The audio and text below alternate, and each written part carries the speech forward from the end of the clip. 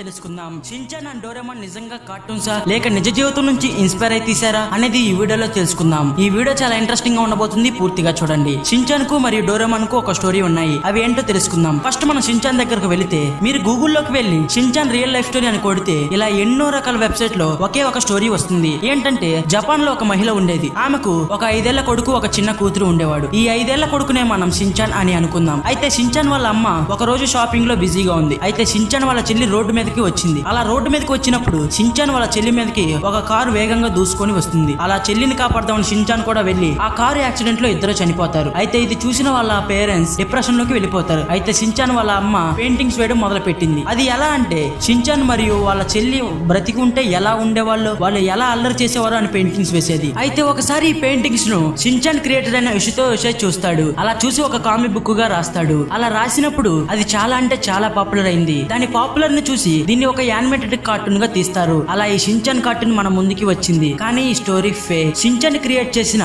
యోషితో యోషై చిన్నతనంలో ఎలా అయితే ఉందామనుకున్నాడో అది షిన్చాన్ క్యారెక్టర్ లో చూపించాడు. షిన్చాన్ లో ఉండే కాస్కోబే టౌన్ నిజంగానే జపాన్ లో ఉంది, కానీ దాని పేరు ఇప్పుడు షిన్చాన్ టౌన్ గా మార్చారు. ఎందుకంటే షిన్చాన్ పాపులర్ వలన. సో షిన్చాన్ అనేది నిజ జీవితంలో లేదు, అది ఒక ఫ్రిక్షనల్ స్టోరీ. ఇప్పుడు మనం డోరేమాన్ దగ్గరికి వద్దాం. డోరేమాన్ కూడా ఒక స్టోరీ ఉంది. ఈ స్టోరీలో నోబితాకి ఒక డిసార్డర్ ఉంది, అదే స్కిజోఫోనియా. అది ఏంటంటే లేనిది ఉన్నట్టు ఊహించుకోవడం. అలా డోరేమాన్ కూడా ఊహించుకునేవాడు. ఇది చూసి వాళ్ళ పేరెంట్స్ డాక్టర్ దగ్గరికి తీసుకొని వెళ్లారు. అప్పుడు డాక్టర్, నీకు ఒక జబ్బు ఉంది, డోరేమాన్ అనేవాడు అసలు లేడు, నువ్వు ఊహించుకుంటున్నావు అని చెప్పాడు. ఆ ఒక్క మాట విన్న తర్వాత నోబితా డిప్రెషన్ లోకి వెళ్ళిపోతాడు. ఎందుకంటే అప్పటి వరకు నోబితాకి డోరేమానే బెస్ట్ ఫ్రెండ్. అలా అయినసరికి ఆ బాధని తట్టుకోలేక వాళ్ళ నాన్న గన్ని తీసుకొని కాల్చుకొని చనిపోతాడు.